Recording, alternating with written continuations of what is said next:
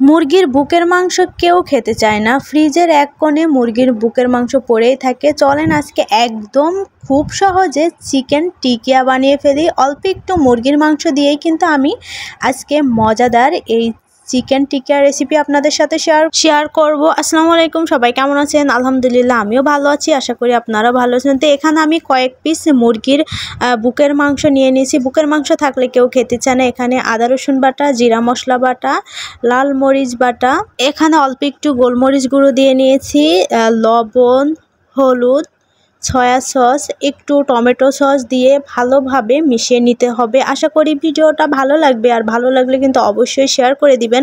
আর এই মুরগির হাড় ছাড়া মাংস কিন্তু বাসায় কেউ খেতে চায় না। আর রেস্টুরেন্টের মতো যদি কিছু খেতে চান তাহলে ঝটপট চিকেন টিকিয়াটা কিন্তু বানিয়ে ফেলতে পারেন। এটা কিন্তু বাচ্চারা খুবই পছন্দ করবে, বাচ্চার বাবাও কিন্তু খুবই পছন্দ করবে। আমার তো চিকেন টিকিয়াটা খুবই ভালো লাগে খেতে।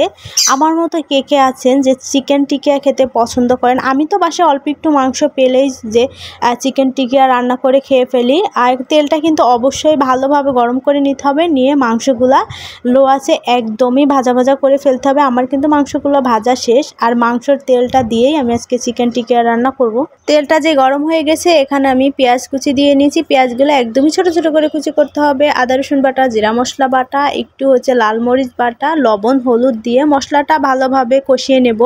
ভিডিওটা কে কোথা থেকে দেখছেন অবশ্যই কিন্তু কমেন্ট করে জানাতে পারেন। এখানে আমি একটা টমেটো একদমই কুচি কুচি করে কেটে নিয়েছি। নিয়ে এবার আমি একটা ডাল ঘুটনি দিয়ে ভালো করে ঘুটে নেব। আপনারা চাইলে এটা ঠান্ডা করে ব্লেন্ডার জারে ব্লেন্ড করতে পারেন। তো আমার হাতে এত সময় ছিল না, তো আমি ডাল ঘুটনি দিয়েই কিন্তু ঘুটে ফেলেছি। আর এখানে আমি আর একটু টমেটো সস দিয়ে নিচ্ছি, দিয়ে আবারও ভালোভাবে নেড়ে চেড়ে মিশিয়ে নেব। 1 মিনিট মতো জাল করব, বেশি জাল করব না। এরপর আমি মাংসগুলো দিয়ে নিলাম। মাংসগুলো দিয়ে আমি সাথে সাথে তুলব না, অল্প একটু জাল করে নেব। মিনিট খানিক জাল করে নিয়ে আমি তো এটা ভাত দিয়ে খাবো। আপনারা চাইলে রুটি, পরোটা যে কোনো কিছুর সাথে খেতে পারেন, পোলাওর সাথে খেতে পারেন। তো আমি সাদা ভাতের সাথে খাবো। এখানে আমি গুঁড়ো দুধ ঘন করে গুলিয়ে আমি দিয়ে নিয়েছি। এটা দিলে কিন্তু খেতে খুবই টেস্টি হয়। আপনারা কিন্তু এটা মিস করবেন না, অবশ্যই দিবেন। গুঁড়া দুধটা যদি আপনি একটু ঘন করে গুলিয়ে দেন, খেতে কিন্তু দারুণ লাগে। তো আরেকটু ছিল, আমি এখানে দিয়ে নিলাম। এই টিকিয়া খেয়ে বাসায় সবাই খুবই প্রশংসা করছে। আর আমি তো বললাম যে আমার খুবই ভালো লাগে, আমি মাঝে মাঝে তো এটা ট্রাই করি। আপনারা কিন্তু খুব সহজে এটা এভাবে ট্রাই করতে পারেন। নিজেই কিন্তু রেস্টুরেন্টের মতো খাবার বাসায় বানিয়ে খেতে পারেন। যারা ব্রয়লার মুরগি খেতে পছন্দ করে না, তারা একবার হলো এভাবে চিকেন টিকিয়া বানিয়ে খাবেন, তারপরে বলবেন যে ব্রয়লার মুরগি আপনার পছন্দ কি অপছন্দ।